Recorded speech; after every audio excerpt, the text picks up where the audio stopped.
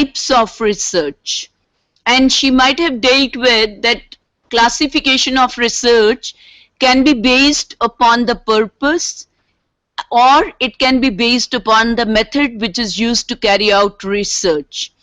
I would like to know from the audience, any member who would like to throw light, when you classify research on the basis of the purpose, what are the three types of research? Over to the audience members.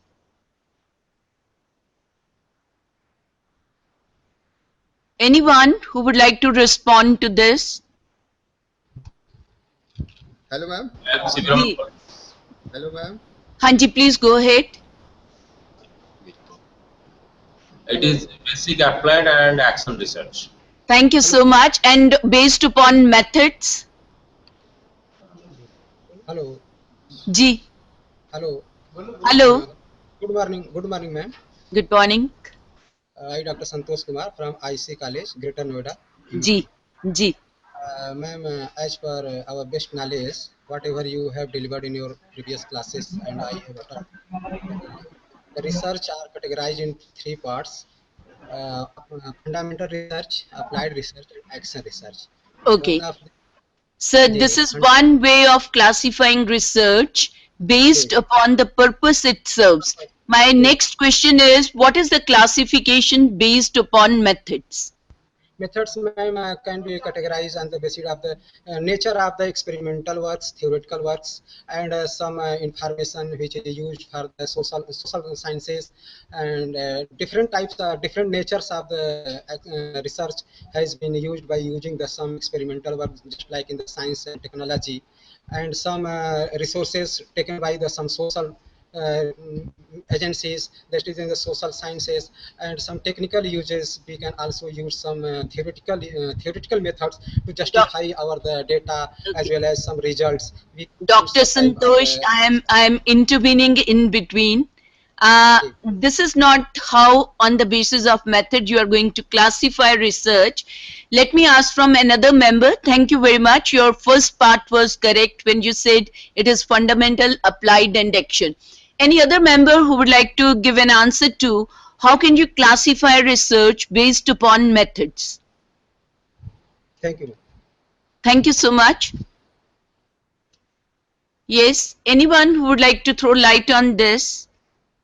The very first session Dr. Bedi has taken, she has given you the classification. Anyone who would like to say what are the various types of research based upon method?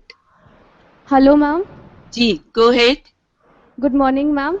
I think we leave good morning now. Please answer. Hanji. Ma'am, based on methods, research can be descriptive, experimental, case study, content analysis. Okay. Chalo, you are near to that, because when you are talking of case study and content analysis, they are part of descriptive research, right? Thank you very much. May I know your name, ma'am? Ma'am, Gargi. Okay, thank you very much. Dronacharya. Okay, thank you so much, Gargi. So friends, if I give you an orientation to how do you classify research on the basis of the method it uses, you can classify research into historical research, which deals with the past practices, past processes, past techniques, past technology, and how the system has evolved from the past to the present. Comes the descriptive research, which deals with the current or existing conditions, existing status, existing processes, existing practices. And descriptive research is the second type of research based upon method. The third type of research on the basis of method is correlational research, which deals with establishing relationship or association between two or more than two variables.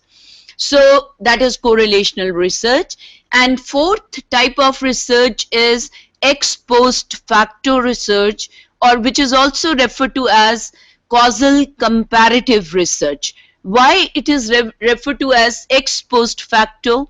Because both the cause and effect has already taken place, and we tries to establish plausible relationships between the two variables.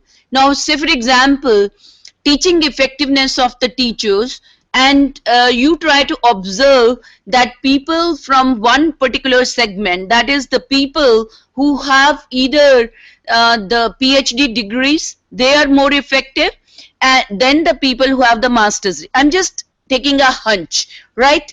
And when you see that the whole semester the people have taught, and you find these people can be divided into two groups, which is effective and less effective, then you try to compare, is the qualification contributing to the teaching effectiveness? Is it true? So you try to establish plausible relation, because you can't manipulate the qualification of the teacher. So it is a variable which has already been, the cause has already occurred, the effect has already occurred, and you try to establish plausible relation which need to be verified by experimental if it is possible. Then you go for experimental research, which involves establishing true cause and effect relationship. When I say true cause and effect, that means you are able, as a researcher, you are able to manipulate the independent variable. Say as a teacher, I try to use different instructional strategies. I teach one group of students with lecture method, which I normally use. To the second group, I teach the same content by involving them in certain small projects, so project work. And they maybe third strategy is where I try to involve my student in group discussion on the same topics which I have taken up. So I use 3 different groups and 3 different instructional strategies, and I see the effect of these strategies on the learning, in which is measured by the achievement in that particular content area. So you can have 5 different types of research: historical, descriptive, correlational, ex post facto or causal comparative, and experimental research. So in this particular session, I am going to detail out descriptive research. What do we understand by descriptive research, and what are the various types of descriptive research which can be undertaken, and what are the steps involved in the various types of descriptive research? To begin with, let's see what are the various questions which can be answered through descriptive research. Now here you see I have enlisted few. What are the manufacturing processes used in automobile industry in Punjab, Haryana and Delhi? How many automobile industries have complete automation of manufacturing processes?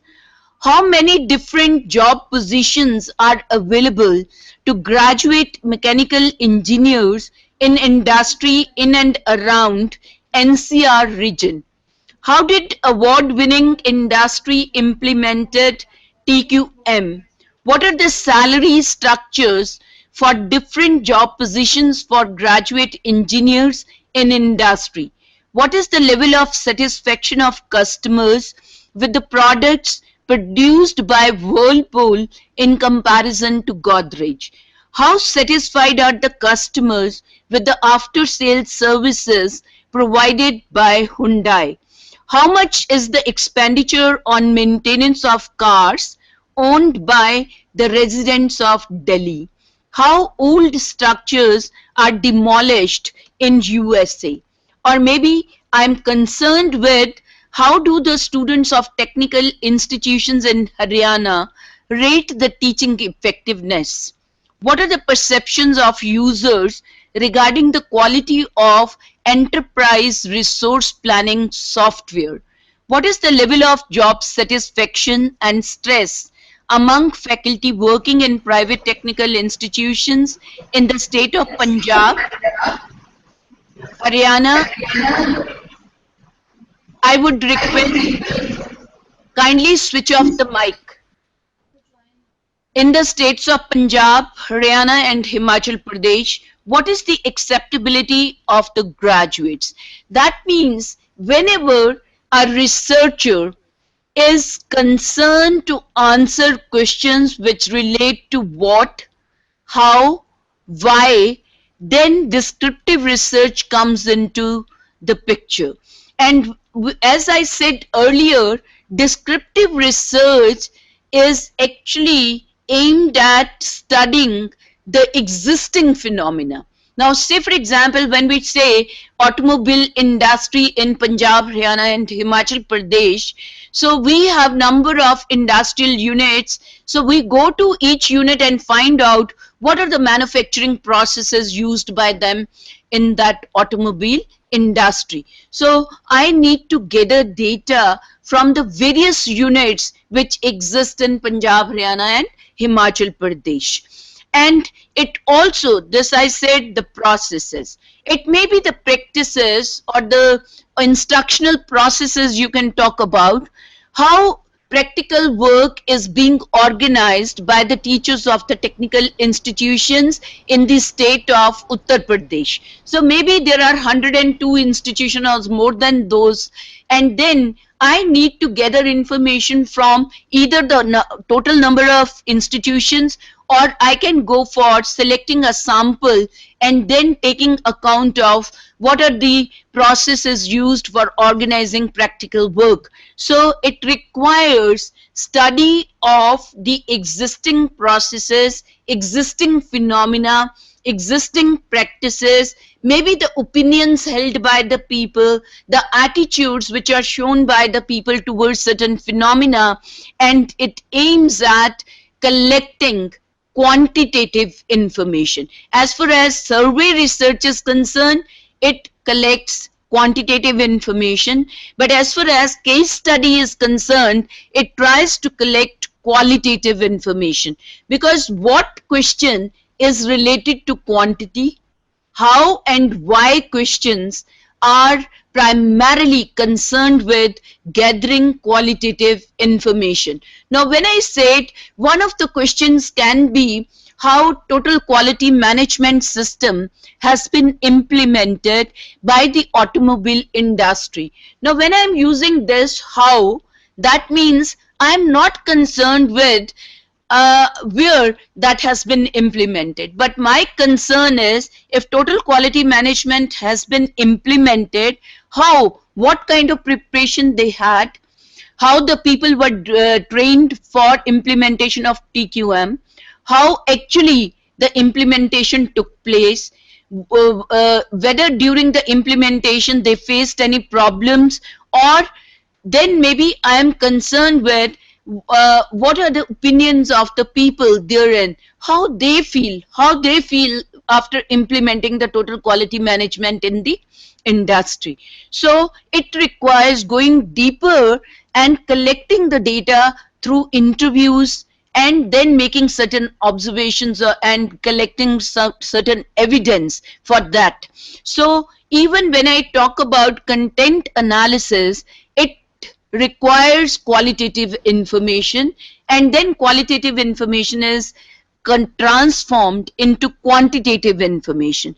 So descriptive research in nutshell deals with studying the existing conditions. Maybe I'm concerned with, when I say conditions, so I'm concerned with what is the number of faculty positions vacant in technical institutions in the state of say Punjab, right? So what is the number of faculty positions lying vacant in technical institution in the state of Punjab?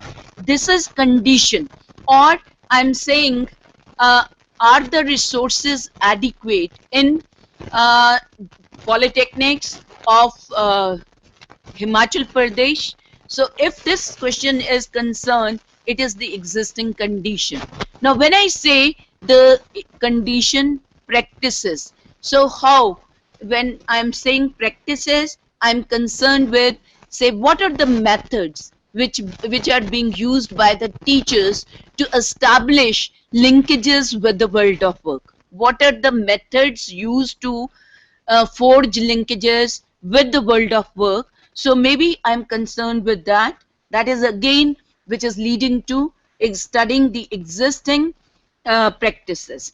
Then processes, as I said, instructional processes you can think of, management processes you can think of, decision making processes you may be thinking of, or you can think of how the incentive policy is implemented, that is, what incentive policy exists to motivate the teachers and students for making presentations in national or international conferences or publishing papers. So what, I'm answering the question what. I can also answer the question how. How the teachers and students are motivated for contributing their might to the research. So that may be the question which is bothering me. So I can go in for a different kind of study.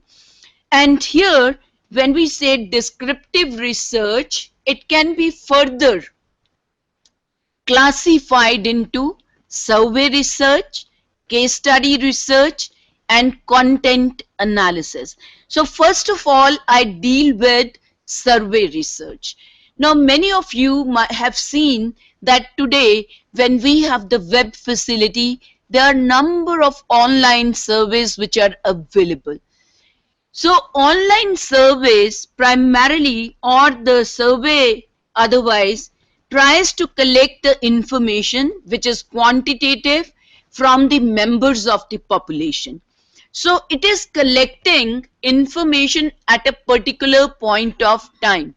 Now today I am going to float a survey and I say within next 10 to 15 days kindly fill it. But that is dealing with the existing scenario, existing process, and here it is trying to gather information which is primarily quantitative. So you need to answer the questions related to what. So survey research is again studying the existing condition, processes, practices, but it is primarily aiming at collecting quantitative information and then summarizing that information and answering the questions related to what. And survey research can further be classified into population survey and sample survey. Now, when I say population survey, the term indicates that we are trying to cover the whole population. Now, you can think of an example. Every 10 years, our country goes for census. And census, when is carried out, household survey is carried out by the people. And number of people are involved in carrying out the survey. They come to your home and they ask, how many families are putting up here? How many members are there? So they are getting the quantitative information. They also get the information regarding the age, whether they are working or non-working, whether they are dependent or independent, and so on. So population survey is where you gather information from each and every member of the population or the universe, and then this is referred to as population survey. Sample survey, as the name goes, means population surveys, they are very, very time consuming.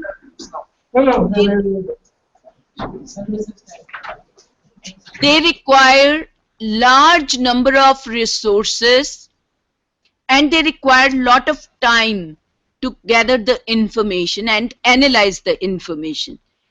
But as a researcher, we don't have that time and resource available.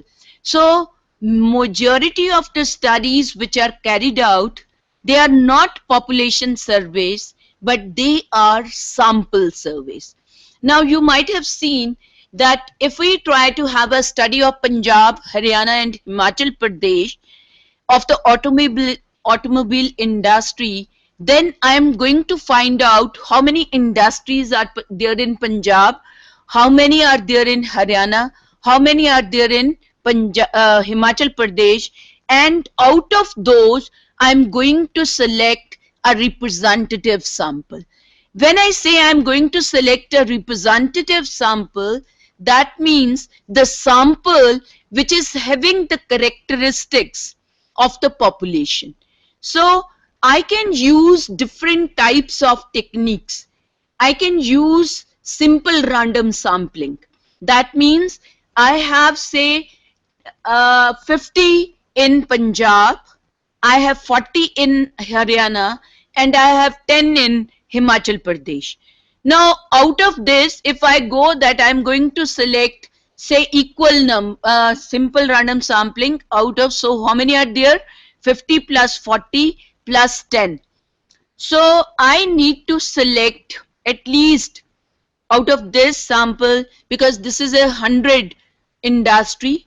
So 100 industry means I have to take a large proportion of the population to generalize the finding. So maybe I have to collect data from 40 to 50%. So when I say I start enlisting, if I take it as a universe, I have said 100. Out of that 100, I need to select at least 50 to 60%. So I can use a random table and pick up the numbers and select the data. Or if I think that is going to, again, I can use a lottery system. I just put all the 100 names into a picture, and then I collect 60 as we do in the lottery system. So I pick up 50 to 60. I include those industries in my sample. I can use systematic random sampling. I can now out of the 100, I have to pick 50. So 100 divided by 50 comes number 2. So every second unit becomes a part of my sample. So I go for systematic random sampling.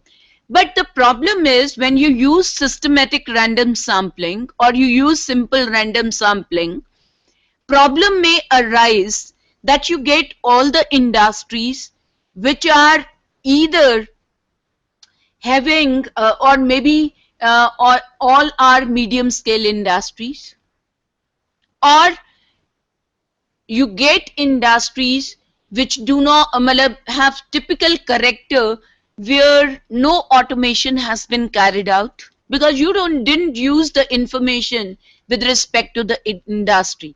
So systematic and simple random sampling we prefer when we don't have information about the population, and we try to use these techniques.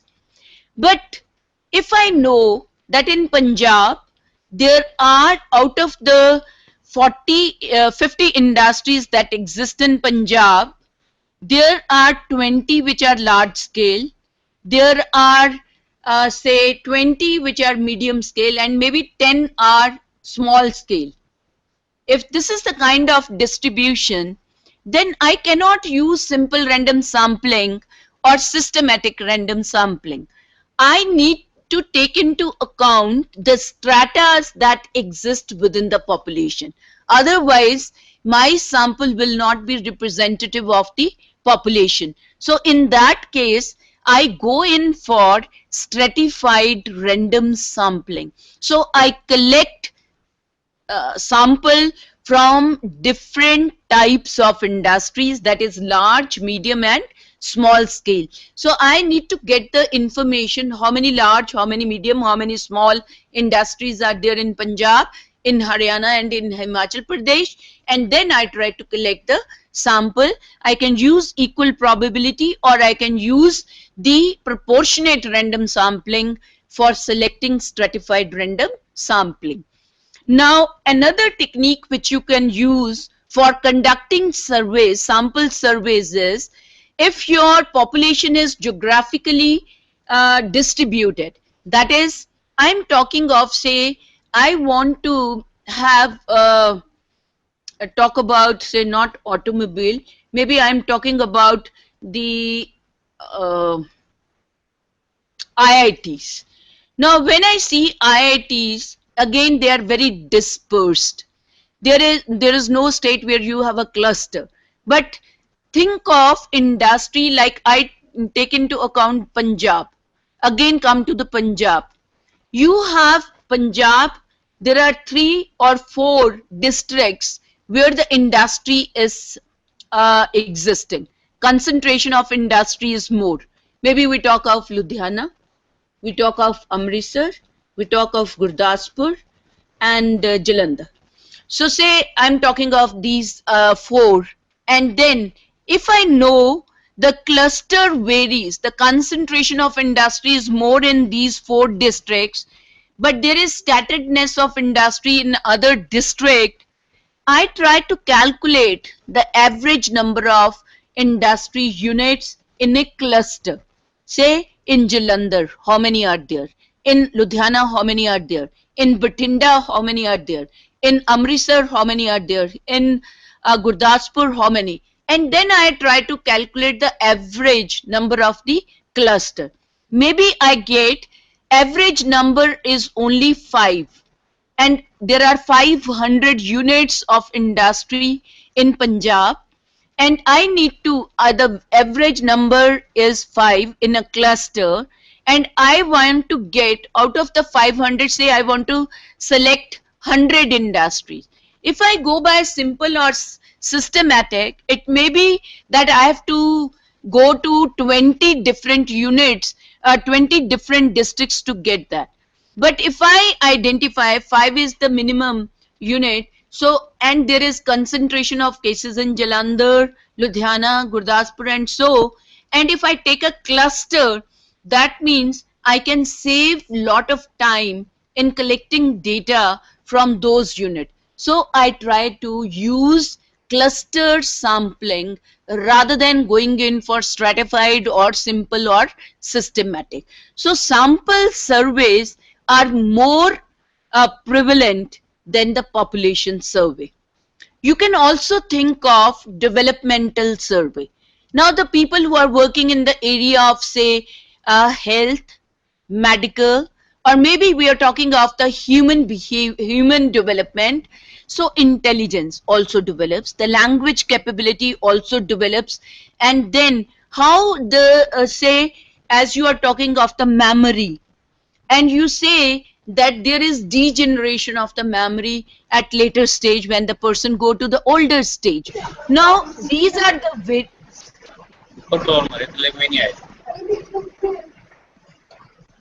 these are the please switch off the mic please. Now when we say developmental surveys, the purpose is to trace the growth or change in any trait or attribute with age. So those things, say for example, I tried to measure the memory of a 2-year-old, 4-year-old, 6-year-old, 8-year-old, or say intellectual development. So then at different age levels, you are trying to gather that information, and you can see what has been the trend, whether it is increase in the ability or a trait, or there has been a decline in that with age. These are referred to as developmental surveys. Then we can also think of undertaking cross-sectional surveys. Now let me give you an example. I say utilization of mobiles by the people in different age groups. I have a group, say 15 years to 25 years. So I say the students who are there 15 to 25 years, what is the utilization? 25 to 40 years. What is the utilization of mobile phones? 40 to 60 years and more than 60 years. Now I have different stratas in the population, and utilization of the mobile phone may vary from one group to another. So I would like to collect data from different stratas of population at a particular point of time. That is referred to as cross-sectional surveys. Now, for example, I can think of that I am talking about the professionals. Now, professional can be a teacher, professional can be a lawyer, professional can be a doctor. So, if you say a study of professional, there exists number of professionals. So, if you gather data from different professionals at a particular point of time and then compare it, that becomes a cross-sectional survey. So, you are not simply taking data, but you are collecting data from the various sections of the universe or the population that exist. You can also go in for longitudinal survey. Now, the name itself is quite explicit when we say longitudinal. Longitudinal means over a period of time. And you are trying to collect data at more than two or more than 2 points of time. So you want to measure the change. So 4 types of longitudinal surveys can be carried out. A trend survey. When your purpose is to find out the trend means, say for example, I take an example of gold. So what is the price of gold today? I find out. And then after 5 years, what is the price of the gold? Then after 5 years, then after 5. That means today it is 16, 2021, 2026, 2031. So I am going to collect data for the next 5 or 10 years. Then I can say whether the price of gold has changed over a period of time, it has remained the same, or it has declined. So the trend studies, like if we can also think of tracing the trend in admissions in the technical institution. So for the past 10 years, say I try to collect the data from आज 16 है, so 2006 to 2016. I tried to what has been the trend of admission as far as the course in computer science is concerned, or IT is concerned, or mechanical is concerned, or maybe I'm interested in what is the trend of admission in different branches of engineering. So if I try to collect data for last 10 years or next 10 years and I try to map the trend, that is what is referred to as trend study. Then cohort studies. Cohort क्या होता है? Cohort is a group. That can be a group of teachers, that can be a group of students, that can be a group of buildings, that can be a group of bridges, that can be a group of roads. Cohort, a group. So when you try to study the same group of population, that is maybe bridge, maybe roads, maybe machinery, maybe cars, maybe buildings, maybe teachers, maybe students, over a period of time, that study is referred to as cohort. Now, if I am interested in what has been the performance of Hyundai Nano car, and I select a car sample of say 100, and I try to follow that 100 sample of 100 for the next 5 years, and then gather the information about their engine efficiency, about the mileage they have given, about the wear and tear, and so on, how much the people have spent on the maintenance of the nano car, and so on. Then I can say this is a cohort study. Panel. Panel refers to when you try to select different, a single sample from a group is studied over a period of, just a minute. I think the example I took was a panel, not a cohort. Cohort is when you take different samples. Say I have taken 100 cars this year. Next year I take another 100 cars. Next year I take another 100 cars, another. So that becomes a cohort. Same group, that is Hyundai Nano cars, Sample 100, next time another 100, next time another 100, and so on. Panel is where you follow the same sample over a period of time. Then follow-up studies are carried out. Now, say for example, when you are studying employability studies, the students who have passed out from your technical institution go to the world of work. You are trying to follow them. They can be retrospective, they can be prospective studies. Now, when I say retrospective follow-up studies, that means, or traces studies, that means the students from technical institutions who are occupying senior most position in the industry. So say there are 30 to 40 students who are now CEOs of the companies, but they are graduates from technical institutions.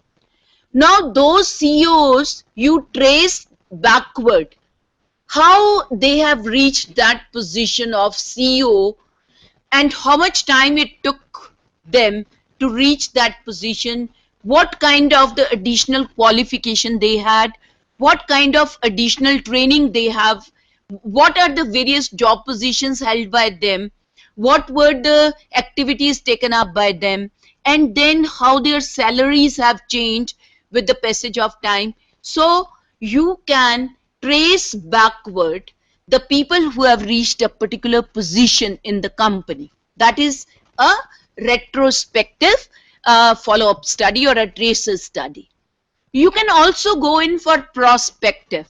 Now the students, say, who have graduated in 2016, you try to find out how many of them have got the employment through campus placement. How many of them get absorbed within 6 months of passing? How many of them get absorbed in 1 year of passing? What are the different levels of position they are occupying when they are entering the world of work? How much salary is given to them at the entry point? What are the job responsibilities they are performing when they enter the world of work? And so on. And then you, every 2 to 3 years, you follow them. You follow them for the next 10 years. That becomes a follow-up study. So say for example, as a civil engineer, you have constructed a building. Now you try to monitor the performance of that building. कितने cracks आ गए हैं, कितनी seepage हो गई है, कितना लोगों को मेंटेनेंस में करना है, and you follow up that for the next 10 years and you can see how the building constructed by you is performing. Yes, ma'am, you have a question? Hello? Is there any question, ma'am? Yes, please go ahead. Hello? Yes. Ma'am, do you... Hanji, please go ahead. Can you hear me now? Hanji, I am able to hear you. Ma'am, I have a little bit confusion. Hanji, What is the boliye. difference between trend and follow-ups? Because in both of the types, we are, I think, trying to get the same thing. No, Like in trend also, नहीं, आपने क्या बोला, दोबारा बोलिए. Trend and follow up, है ना? Trend में क्या है? You are using samples from succeeding groups. अभी देखिए ट्रेंड क्या है. मैं गोल्ड कह रही हूँ ना, गोल्ड कह रही हूँ. आज गोल्ड है, 10 साल बाद गोल्ड है, 10 साल बाद गोल्ड का सैंपल ले रही हूँ, उसका प्राइस ले रही हूँ. ठीक है? The sample would very, and here when you are saying follow up, the same sample, the student who graduate today, they are followed for the next 10 years.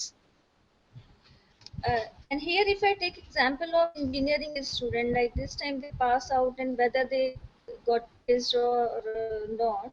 So I cannot take the example in trend. What is the trend of placement of Trend would be, just a minute, trend would be, you are taking up a sample today of the students. Say I have mechanical engineering today. They pass out 2016. then I'll have the pass out of 2017, then pass out of 2018. Follow up is when the 2016 batch students are followed up for the next 5 years or 10 years. The same sample is followed up. Okay. Fine, clear ma'am, thank you. So you can have variety. G. Hello, madam. Will you clear the actually I'm in doubt with panel and cohort, madam. Panel and cohort. Cohort. Panel and cohort, you have a problem. Now here, when I say cohort, I say the practical skills of the students in final year. Fine? I would like to assess the practical skills of students of final year in computer science and engineering. ठीक है? Yes, ma'am. अब separate samples from a same group. That means आज ये final year के बच्चे हैं. आज मैंने इनकी करी है assess करी practical skills. After 6 months I am going to again check the practical skills. After 1 year I am going to check the practical skills. Maybe 1.5 years. Then after final year again I am going to assess the practical skills of my final year student. Here the sample will not remain the same. Sample would vary from year to year. Same students are not followed. आज मैंने 20 लिए, कल दूसरे अलग से 20 लिए जो अगले 6 महीने में है, फिर अगले 6 महीने में अलग से 20 लिए, फिर अगले 6 महीने में और 20 लिए. So I am having different samples from the same cohort. जी सर, क्लियर हुआ? Madam. Yes. नहीं हुआ? Yes, madam. Yes, clear हो गया madam. Sir, panel. Okay. Panel is when you use a single sample. जो 20 मैंने आज select किए हैं, उन्हीं को over a period of time I would gather the information. That is a panel. Thank you, madam. Thank you, madam. हाँ जी. So you have a number of types of survey research. Broadly, population and sample. Then you can have developmental surveys. You can have cross-sectional surveys, or you can go for identifying trend, or going for cohort studies, panel studies, or follow-up study. Geez, sir, over to you, sir. Thank you, ma'am. It would be, here we are in confusion. It would Right. be good if you give a single example, and with that example, if trend, cohort, panel, and follow, if that Okay. can, Okay. that would be very helpful. One minute. Thank you. Now, when we talk in terms of, you want a difference between panel and a follow-up study. No, ma'am, what I'm saying, if a single example can be taken and after For what? Cohort and panel, or what? all four, because we are confusing follow up. Okay. Let me give you. Say for example, I am interested in trying to determine the attitude of students. चलो attitude भी छोड़ो, trend की बात करते हैं. तो consumer behavior say expenditure on purchase of automobiles by families, right? Let this be the statement: expenditure incurred on purchase of automobiles by the families in Chandigarh. Fine, this is the statement. Now I would like to, when I say trend, आज मैंने families का लिया कि ये Chandigarh is the population for me, and today I am seeing that there are number of families which exist. I take a sample, I find out how much is spent by them. Then next year I take another sample, I collect the information from them and find out how much they spend on the purchase of automobiles. Then after next year's what, I collect the data. Then I collect the data from different samples of the population at different point of time, and I say on an average, the family in Chandigarh spends this much amount on purchase of automobile. This is a trend study. This is a trend study. Cohort study is when you take separate samples from a single group are studied over a period of time. Now, I say, आपने जो लिया था, so I say I am only concerned same sample expenditure incurred. तो आपने separate samples जो लिए हैं, वो trend को determine करने के लिए you have used separate samples from the single group. अब ये single group कौन है? Say for example, accessible population जो आप identify करते हो, so you have earmarked a population for you. From that only different samples will be taken up. That becomes a cohort study. अगर आप suppose कर लीजिए मैंने कहा a single sample from a group. So मैंने जो first year में sample लिया था families का, that is followed for the next 5 years. Single sample from a group. तो मैंने 5 next 5 year में उसी family का expenditure देखा on automobile. That becomes a panel study. That becomes a panel study. Follow-up study is that you have selected a sample. अब purpose different क्या है? अब देखिए जो follow-up है, follow-up study में same sample, a sample is studied over a period of time. So panel, वो panel हो सकती है या कोहॉर्ट हो सकता है. फॉलोअप स्टडीज में ये दोनों डिजाइन यूज किए जा सकते हैं. When you carry out a panel study, you can carry out a cohort study but for follow-ups. अब समझ आया? नहीं आया? नहीं आया? Let me give you another example. Let's take. Say for example, you are working in technical institution, है ना? अभी मैंने लिया trend of employability. Say I am concerned with, pen दे दोगे? Trend of employability. So what I am going to do, thank you.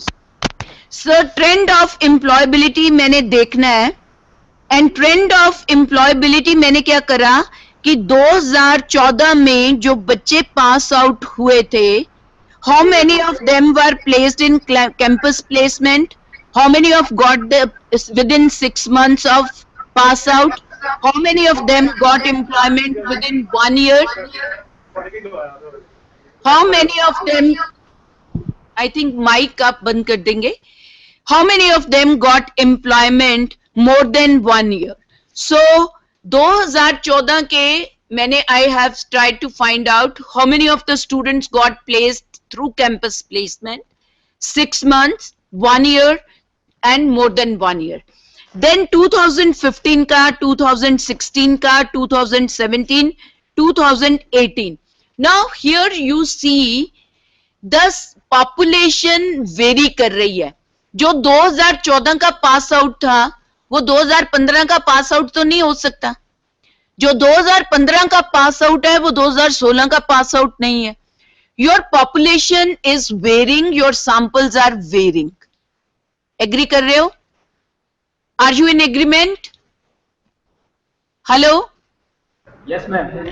Okay, so ये आप क्या determine कर रहे हो? Trends of employability of students who pass out from technical institution. ये clear है?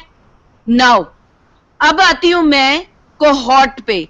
Cohort means you have a population and you select different samples.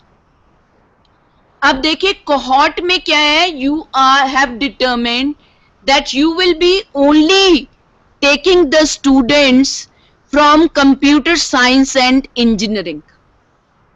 अब आपकी कंप्यूटर साइंस एंड इंजीनियरिंग, आपने जो 2014 का सैंपल लिया दैट विल बी डिफरेंट. 2015 में जो आप सैंपल लोगे S2 that will be different. 2016 में जो सैंपल लोगे but the main population would remain the same. मैं कहती हूँ computer science and engineering से I have in a particular state, say I have 1,000 students who are passing out from computer science and engineering. तो 2014 में मैंने computer science and engineering में देखा कि 1000 स्टूडेंट्स ने एडमिशन ली है. अब मैंने उसमें से 100 का सैंपल ले लिया इन 2014. उनका टेस्ट किया कि उनको सॉफ्टवेयर इंजीनियरिंग के बारे में कितनी नॉलेज है. नेक्स्ट ईयर में मैंने अनदर सैंपल ऑफ 100 ले लिया, उसका देख लिया कि सॉफ्टवेयर इंजीनियरिंग में उनकी कितनी नॉलेज है. देन 100 का डिफरेंट सैंपल ले लिया in 2016 and then I again assess the software engineering knowledge of the people. अब इसको मैंने क्या करा कि जो आपके ये 3 सैंपल मैंने लिए from the same population, I would like to see are there differences in the software engineering or is there any change in the knowledge of software engineering among the computer science and engineering students from first year to third year. ये क्या हुआ? Cohort study. अभी आपने एक panel का मतलब है जो कंप्यूटर साइंस एंड इंजीनियरिंग के 100 स्टूडेंट मैंने 2014 में लिए थे, सेम स्टूडेंट का मैंने 2015 में मेजर करा, 2016 का same 100 students I am studying again. तो मैं उन्हीं स्टूडेंट की नॉलेज ऑफ सॉफ्टवेयर इंजीनियरिंग को कंपेयर करी. Same students fine, sample remains the same, that becomes a panel study. तो जब हम फॉलो अप स्टडीज करते हैं, फॉलो अप स्टडीज में you can use a cohort, you can use a panel. आप दोनों में से कोई भी ले सकते हो. Is it okay? Hello, Yes, ma'am, it's okay. Thank you. Clear हुआ कुछ कि नहीं? Clear हो गया मैम, काफी कुछ. Okay, I think when you read through the books, I would request, there is a very good books by Cohen and Mannion on research. So if you people can lay hand upon that and go through this, it will be more clarified. Sure, ma'am. Now let's go to what are some of the characteristics of survey research. Now when I say survey research, the very first thing which we need to take into account it is systematic. Any research which you carry out, whether it is descriptive, case study, experimental and so, they follow a set procedure to answer the questions of inquiry. These are impartial. When we say impartial, that means they are objective and they have selection of sample from the population which is free from biases and prejudices. So you need to go in for random sampling techniques, that is probability sampling, if you really want to generalize the findings of your study. So they need to be representative.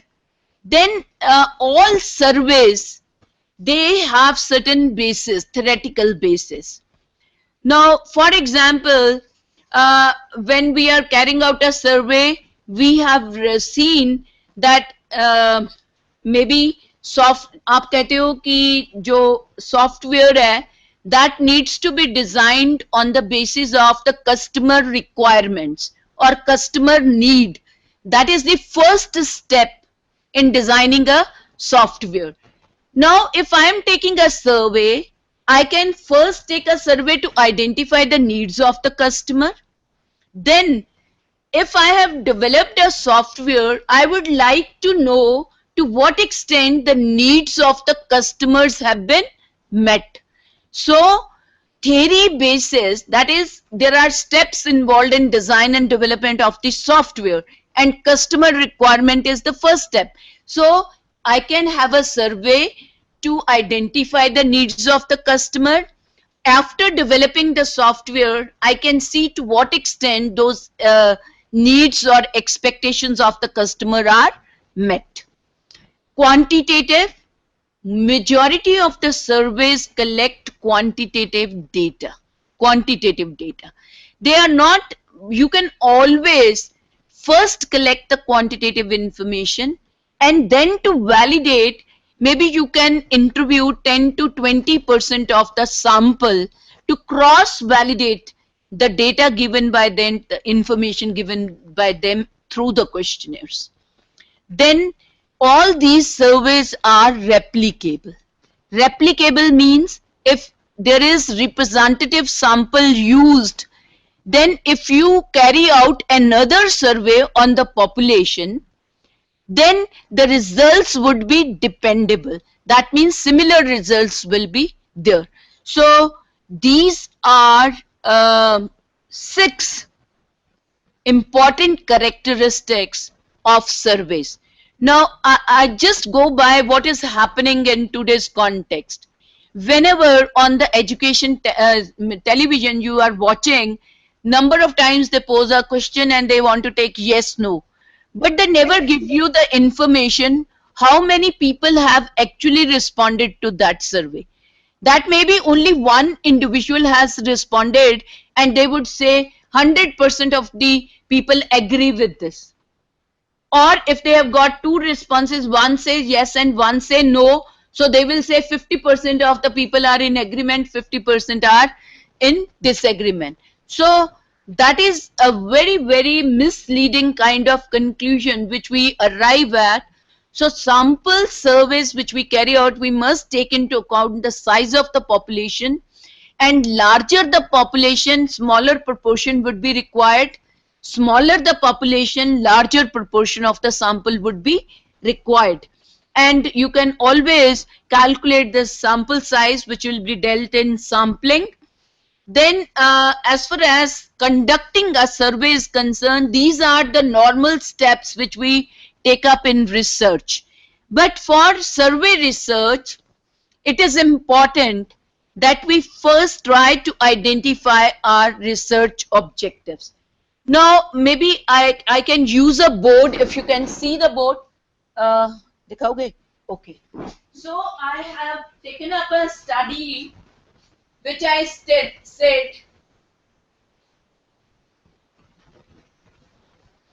utilization of mobile phones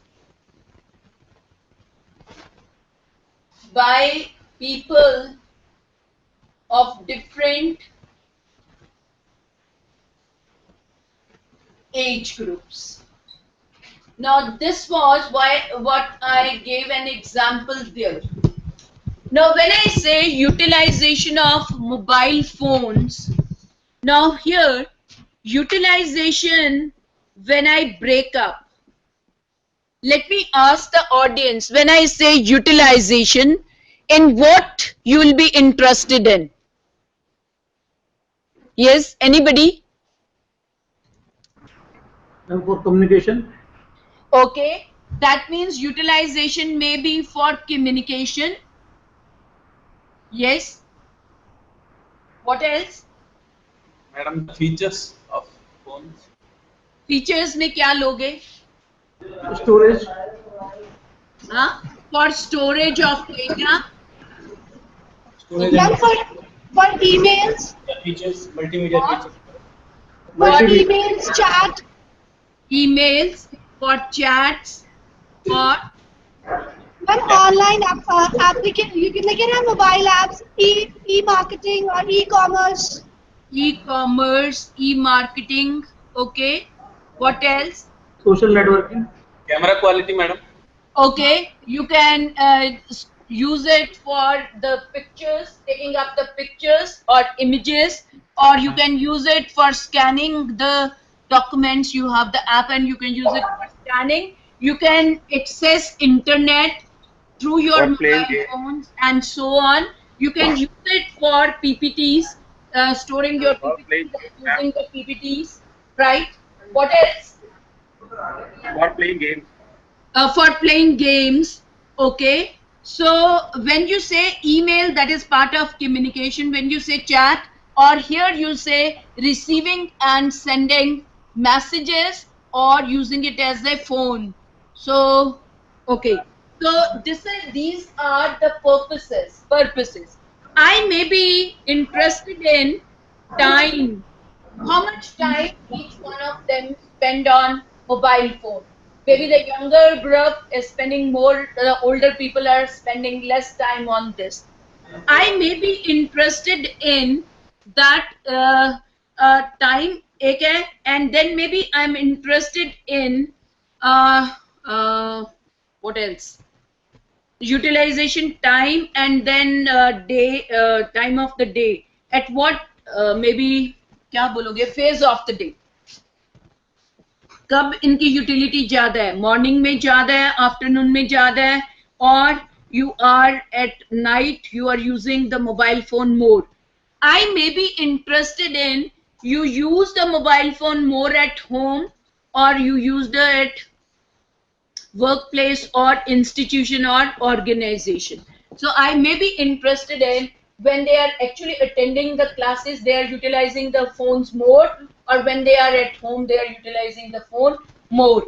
Or when I say maybe I'm interested in when they are using the transport, or they are commuting from their homes to the workplace, or otherwise, whether they utilize the phone then also or not. Or when they are driving, are they utilizing the phone or not? So there can be number of parameters against which I can find an answer to taking up utilization of mobile phones. So I need to first clarify what do I mean by utilization. And then I need to generate the research question. Now the first may be, as you said, what are the purposes for which mobile phones are used by people of different age groups? People of different age group. Maybe I am interested in finding an answer to this question. I may be, how many hours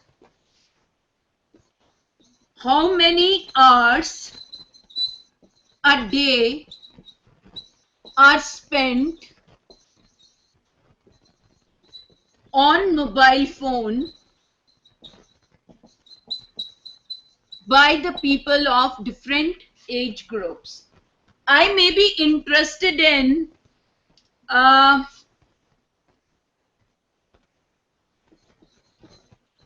how the mobiles are used by people of different age groups. That means home, ghar, driving, and so on.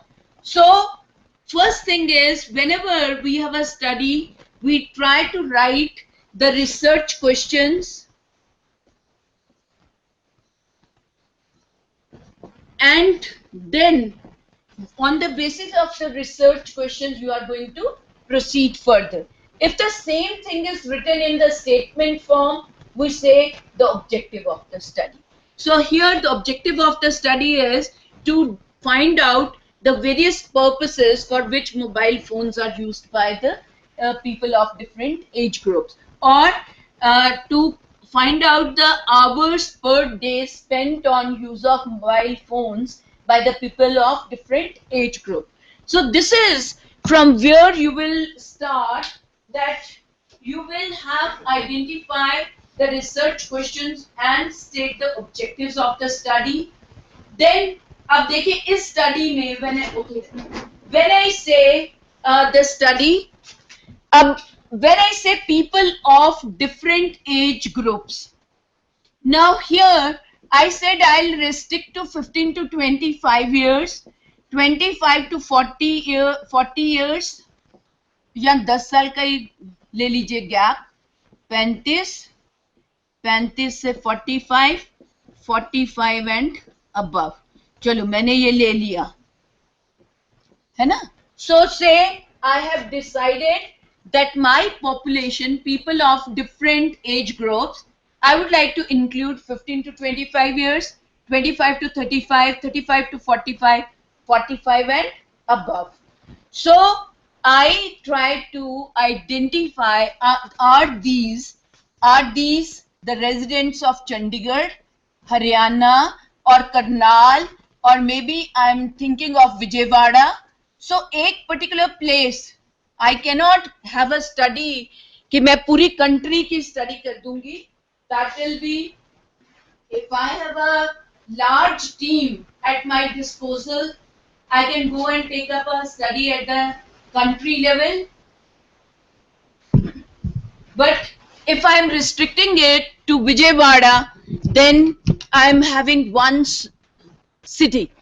Then what are the characteristics of this population? So I am going only by the age of the population. Design the sampling plan. Now अब देखिए, अब मैंने जब 4 groups की बात की है, तो that means I need to select sample from the population of 15 to 25, 25 to 35, then 35 to 45, and then 45 and above. So it is giving me an indication that my sample should consist of either equal number of the people in different age groups or stratified random sampling, proportionate random sampling, where I try to collect a random sample in the proportion it exists in the population.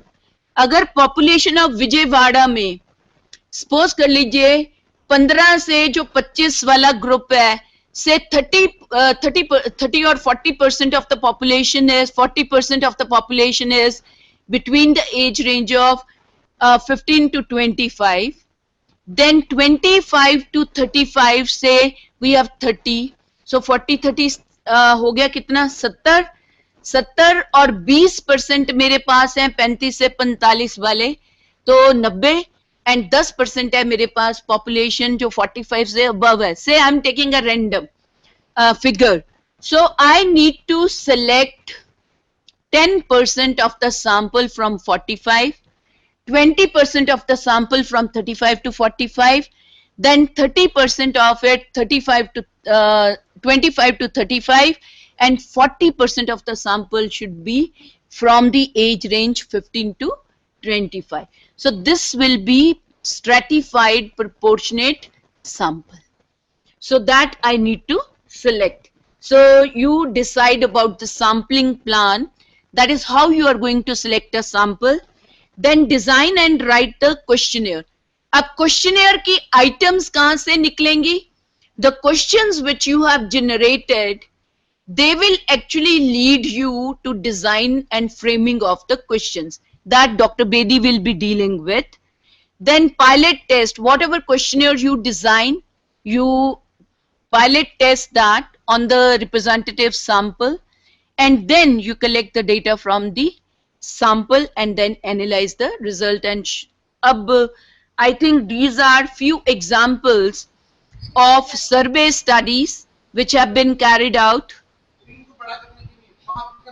Hello. हाँ जी. Hello. Sorry. When we talk about the questionnaire, suppose I want to achieve some objective and I need to go for survey in different states.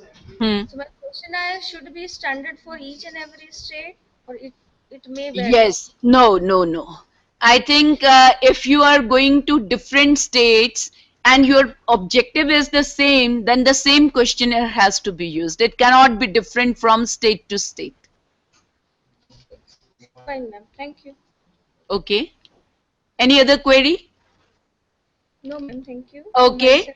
Now, here are few examples of the survey studies which can be taken up. A survey on production planning system in construction projects, customer satisfaction with after-sale service provided by Hyundai, utilization of mobile phones, utilization of ICT tools for teaching learning by teachers of technical institutions, students of technical institutions opting for MOOCs offered by IIT Bombay, universities of India with provision for credit transfer from MOOCs. So these are some of the examples which can which gives you what kind of study actually can be taken as a.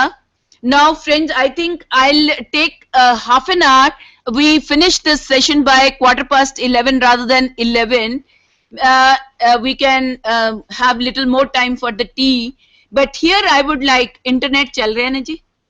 Now here you can see what happened in April 2016, 1st April 2016. Open with करिए जी. एक ही होया, open तो होया नहीं भाई. Connecting. एक ही होया. नहीं नहीं इधर आओ, ये ना लिंक है YouTube दा. की कितना होया? नहीं नहीं ये लिंक तो ਇੱਥੇ है. ये तो YouTube ਤੇ है. न्यूज़ है ना, वो पीछे पीछे जाओ. हाँ जी.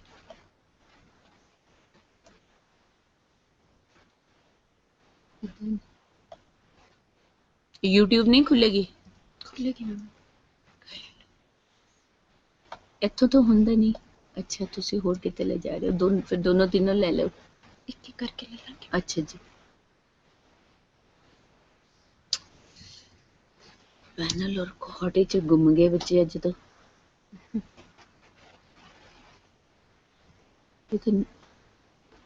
आएगा ये YouTube का है नहीं, न्यूज़ होएगी ये तो. ओपन विद नहीं मैम, ये लिंक ठीक नहीं आया हुआ था. नहीं ये डिफरेंट है, YouTube का लिंक नहीं है, इंटरनेट का लिंक है. इंटरनेट का लिंक है. नीचे वाला दिखा दो नीता. हाँ जी. ओपन ब्रूस की करेगा. एक्सप्लोरर न्यूज़ है ना, नहीं आया ना. छोड़ो YouTube दिखा दो. चलो मैं वैसे ही 10 दिन. Thank you so much. नहीं मैम छोड़ दो. So friends, I don't think the links are going to work. YouTube करेगा कि नहीं? ठहरो, ये आ गया. Now here I am showing you what happened. The 15 air crashes, plane crashes. सुन रहे हो ना? नहीं थोड़ा माइक नहीं है ना, पर दिख रहे हैं. हाँ?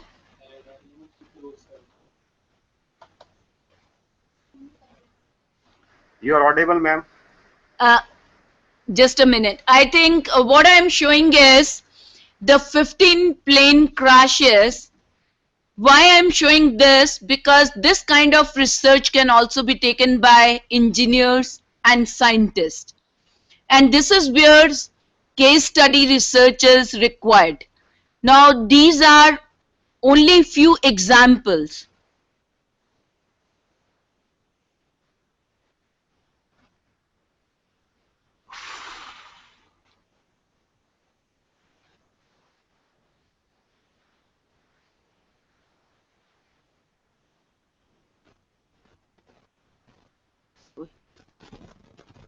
Oh.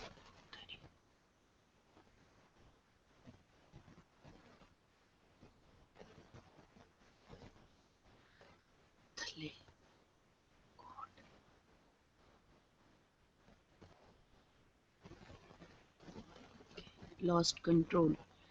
Both.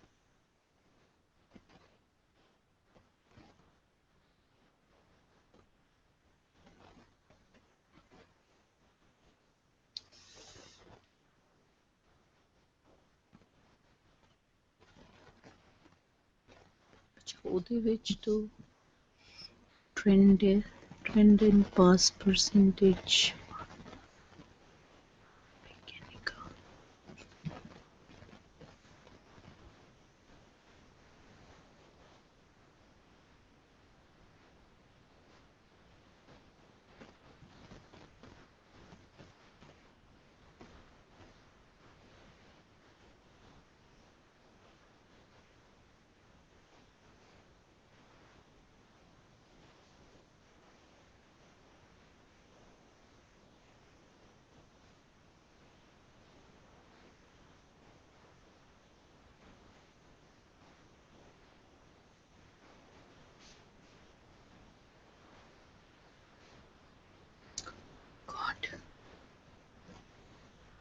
बहुत है छड़ दिए दूजा भी दिखाई सकती है okay now friends this is one where certain kind of failure has occurred and the plane has met with an accident. Now here you will see another where I can show you, give you another example. In my PPT, I have included the link where you have seen when Tata Nano cars, they emerged, initially they met with certain problem. And you can see this, what happened when Tata car was launched. ये आवाज नहीं जाएगी जी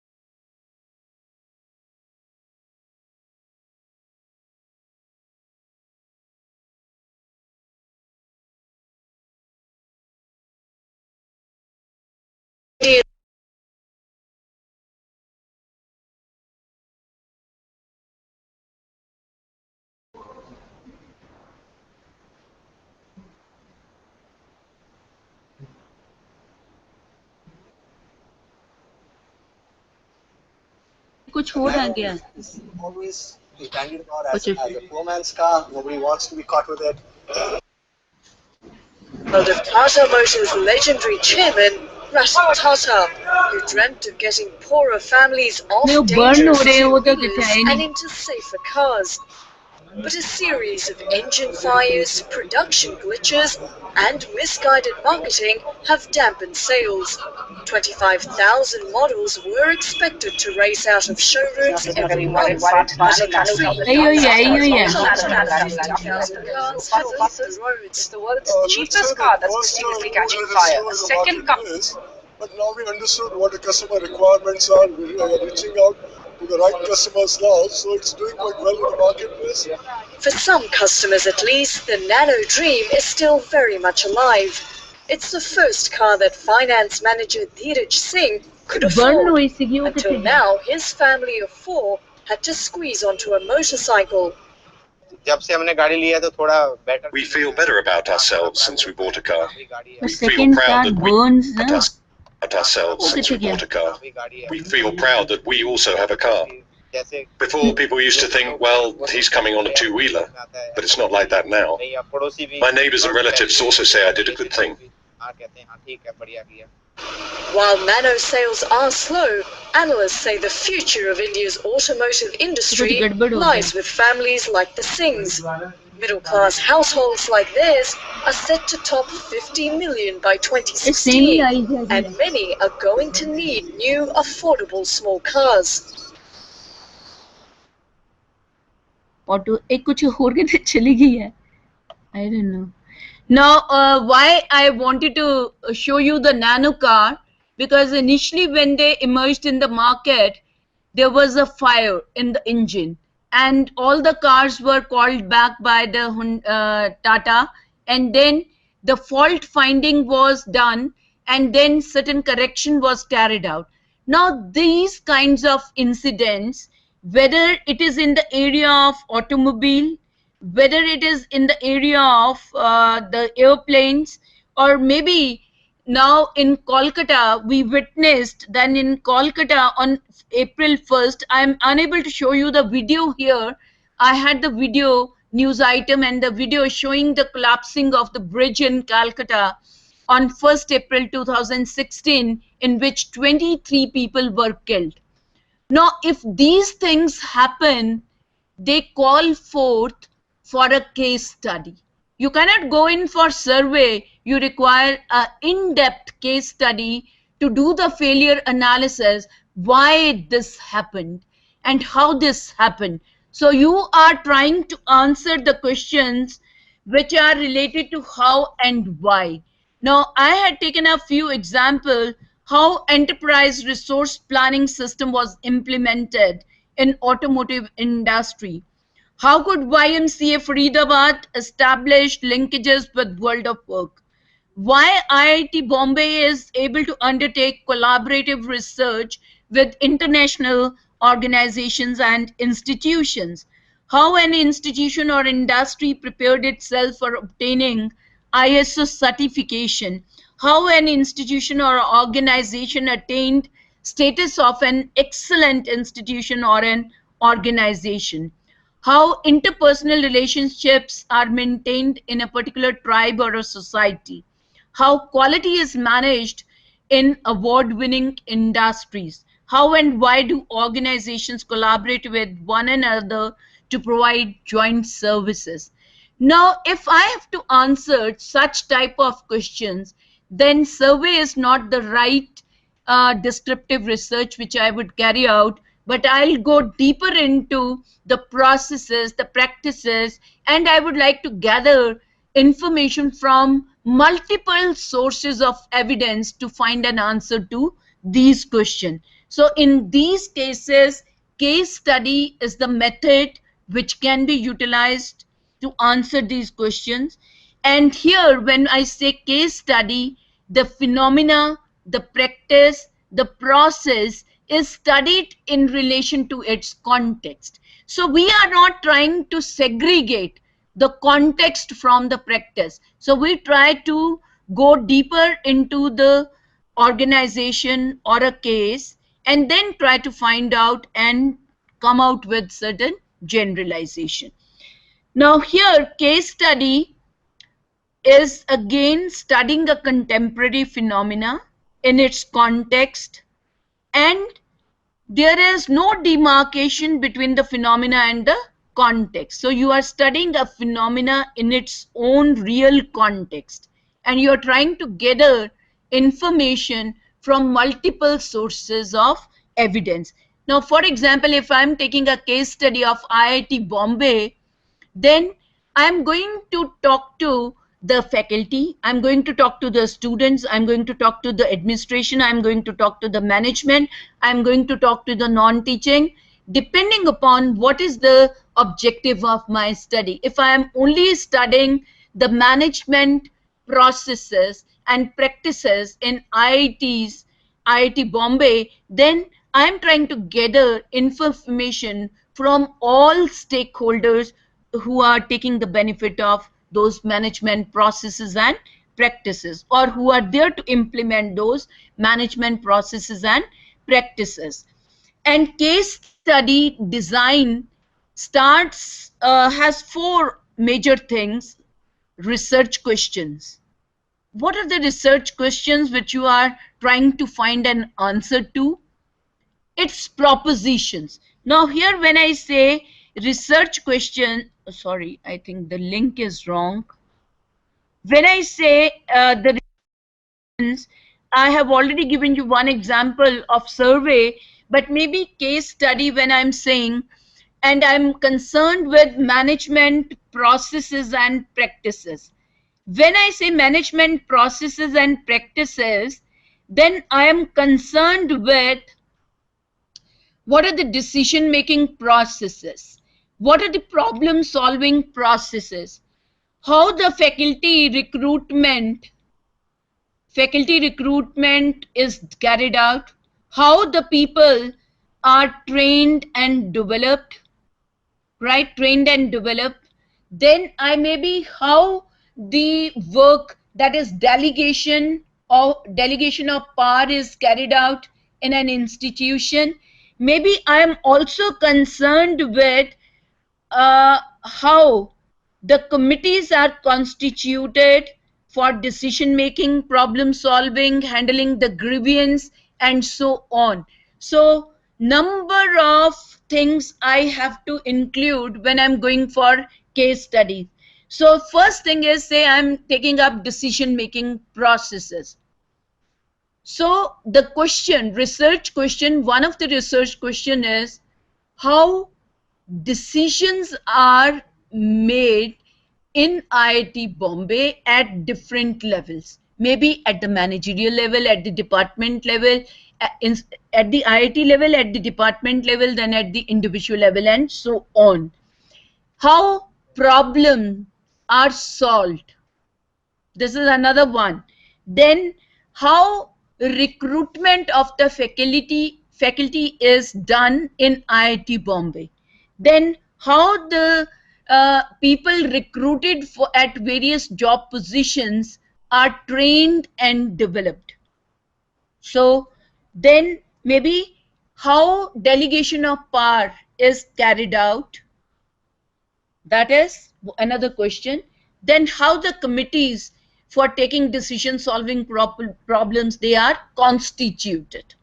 Maybe I am having 6 to 10 questions to which I would like to find an answer to by going deeper into the management processes and structures. Then next is that it's propositions. Now when I have a question, I am starting with certain hunches. Maybe my hunch is that good management is the one which provides ample opportunities for training and development to the people working in that organization.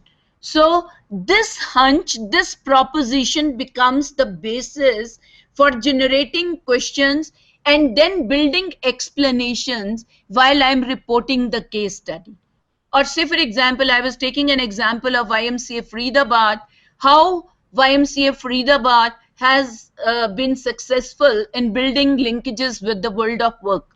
Now the hunch in my mind is, if you have very strong linkage with the world of work, then your curriculum is relevant, instructional processes, you are able to provide current developments to the students, current developments in the field as well as the technology, your output quality is better from the institution if you have very strong linkages with the world of work. So I'm starting with certain hunches or assumption and propositions.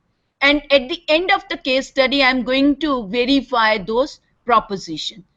Then unit of analysis. When we take up case study, unit of analysis can be a single individual, single institution, single organization having a particular characteristic. Say, I have a student who is a drug addict.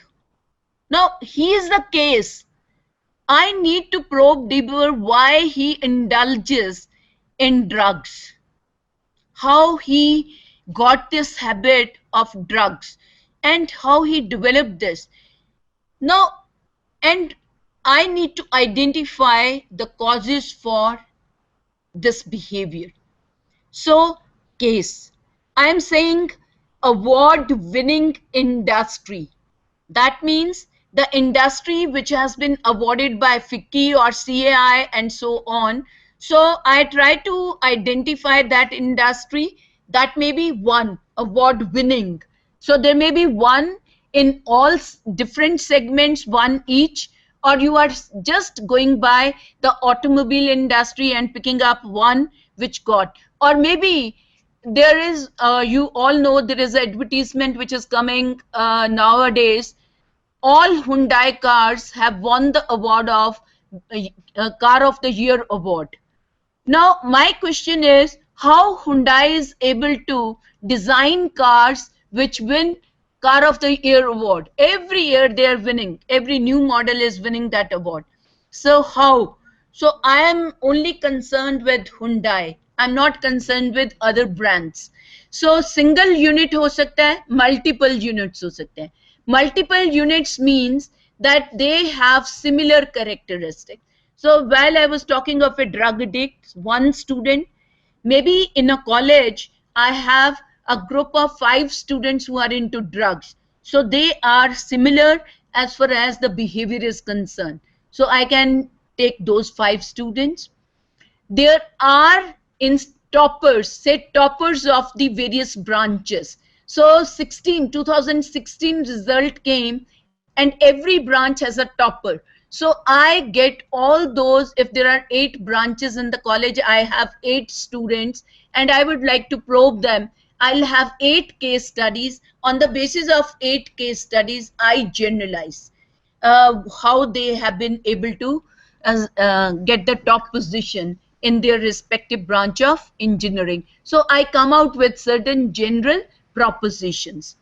Then logical linking of data to the proposition. So once you start with certain propositions or assumptions, you try to build linkages, establish relationship uh, uh, between the various explanations, keeping in view that proposition. जैसे मैंने कहा था, strong linkage with the world of work will lead to better quality of output, better quality of curriculum or relevant curriculum, and better instructional processes.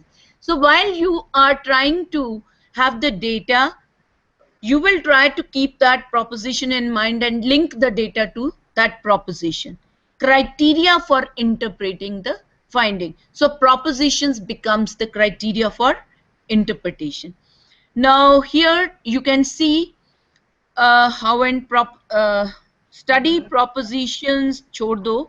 Unit of analysis I have dealt with. Unit of analysis you can see abhi sources of evidence. Sources of evidence would include documentation, letters, agenda, written reports, formal studies, evaluation studies.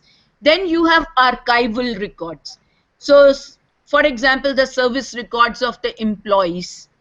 The organizational records. For example, you have the agenda of the meetings, you have the minutes of the meeting, you have maps, you have the survey data, you have the personal records of the people. All those become a part of archival records, right? Then you have interviews. So interviews are the main source of information as far as case studies are concerned. So you can have semi-structured interview schedules, and focused interviews can be conducted with the audience members, that is the people working in that unit or multiple units. So interviews, structured interviews, I will not say that for case study, structured interviews are not required. Semi-structured or unstructured interviews and focused interviews are the tools which can be used. In addition to that, observations can be made, and you can also look at the physical artifacts. Say, for example, the remains. Physical, you have machinery, equipment, tools in the laboratory. So you can find out whatever the teachers say that we have adequate machinery equipment for conducting the experiments, and students also say that we have adequate machinery equipment for conducting the experiment. You can go to the lab, see the physical artifacts which are available over there. Artifacts which are available there. So data collection takes lot of time, and if you are involving number of people, training is required for them. So what exactly is needed for carrying out a case study is a researcher requires very, very effective questioning skills. How to frame questions, how to pose the question, how to design probing questions, and how to react to the answers given by the people whom you are interviewing. These are skills which are very, very essential, and a case study researcher has to be effective listener.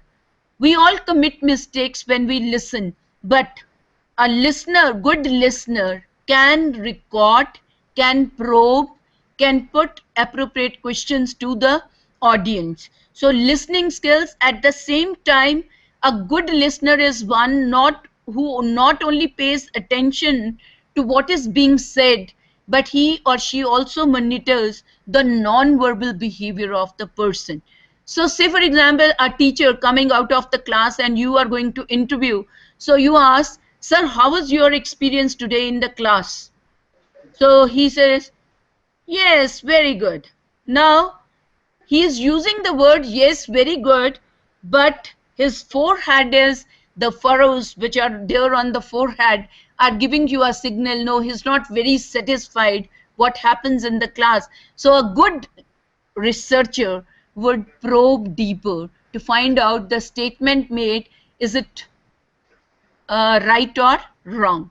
Then adaptiveness and flexibility. A good researcher is flexible and adaptive to the answers given. Like you have posed a question, answer is coming from the audience member, the interviewee. So according to the answer, you are able to adapt the next yourself. You have the next question ready for that person. And you are flexible enough that you have thought of moving in one particular direction, starting from planning, organizing, implementing, and evaluating. But a teacher who is coming out of the class, you start with implementation of instruction, then you move backward. How did you organize? How did you plan? So you are flexible enough to change the sequence in which you would like to move, or you would like to flexible if the teacher is not ready to be interviewed and he says, I'm too preoccupied. So you are flexible and give more time to him, and you can have interview with that person next day or day after and so on. You are flexible enough. You are flexible with respect to the propositions with which you start your study. While you are interviewing the people, the facts which come to your mind, come to your knowledge, those may lead to change in the proposition itself. So you are going there with certain assumptions, but that assumption doesn't stand correct. So you need to modify your proposition, because case study, you are changing your proposition as you progress through. If the data and information you are gathering is not in congruence with your propositions, then training of the trainer is important if you have more than one interviewer. So it is very important that while you go for the case study, you should have ample resources at your disposal in terms of time, in terms of tools and number of people, and you should be ready if certain changes are there. And then it is very, very important that multiple sources of evidence, they are tapped. Teacher ne kya kya, student ne kya kaha, management ne kya. Likewise, if you go to the industry, what the shop floor people are saying, what is the supervisory level is saying, what the managerial level is saying, what the management is saying. So you need to corroborate. If there is no corroboration among what different sets of people are saying, then you have to find the missing links. So then you have to go deeper and deeper to find out who is right and who is wrong. Then establish the chain of evidence. It's very, very important, because once a remark has been made, you need to follow that up and find adequate information that this is right. Having key informants review draft case study report. Once you are through with the case study, if you have done it in the industry, give it to the people who have given the information, and you can ask them whether what has been recorded is right or wrong. So they can give you insight into whether whatever they have said has been rightly understood and rightly reported and quoted. So you have involve the stakeholders, the interviewees in your report also. This will enhance the construct validity of your report. Then pattern matching, explanation building, and time series analysis. These are the three techniques. While you're writing the report, you can use these techniques for enhancing the internal validity of your report. So wherever you find a link, wherever you can give explanation for a information which has been provided, so build those explanations in detail so that people can understand what exactly, say for example, we say decision making process. So here the committees are constituted for taking the decision. Now, you should go into how committees are constituted. If certain policy decision is to be taken, how they go for policy decision. If a routine decision is to be taken, how they go for a routine decision, how non-routine decisions, and then you give detailed description of that. Then do the time series analysis if it is required. Say for example, I said जब शुरू हुआ था institution में what were the decision making processes, after 5 years what changes were perceived, how after 10 years how decision making processes have changed over a period of time. So even time series can lend support to the internal validity of the study. Then external validity is you can replicate such kinds of studies in different contexts. Then reliability is that the case study protocol is used and there is sufficient database in terms of the field notes, in terms of the memos, in terms of the recordings, in terms of the say you have certain records, archival records, physical, you may have pictures, you may have a photocopies, or you say very innovative way of doing this. So you have certain pictures, videos, maybe photographs, or the photocopies of the documents which lend support to what you are writing in your case study. So case study research is something which is going to be very, very time consuming and resourceful, but I would simply say here you have number of examples in the area of engineering and technology. See here a comprehensive study on solid waste vehicle routing the tracking, a case study on Kolkata city. Now all this is available on Science Direct. A case study of initiatives taken by a chemist for reducing water pollution. A wireless railway catenary structural monitoring system, full-scale case study. Evaluation methods for improving surface geometry of concrete floors, a case study. Likewise, root cause analysis of fractured ASTM A53 carbon steel pipe at oil and gas company. Again, this was a very detailed case study which was carried out. Then metallurgical failure analysis of a cracked aluminium 7075 wing internal angle. So why it broke down? Failure investigation of a taper roller bearing, a case study. And you have elevator chain wheel shaft brake analysis. So there are number of examples where in the field of engineering and technology, and I had shown you the plane crash, I've shown you derailing of the train, I didn't show you, but then you have all this Tata Nano car burning while it came. Then you have maybe you have accidents which take place. All these are incidents where a case study can be taken up. Now you have seen a multi-story building collapsing in Bombay. It's a number of buildings have collapsed. Number of bridges have collapsed in India.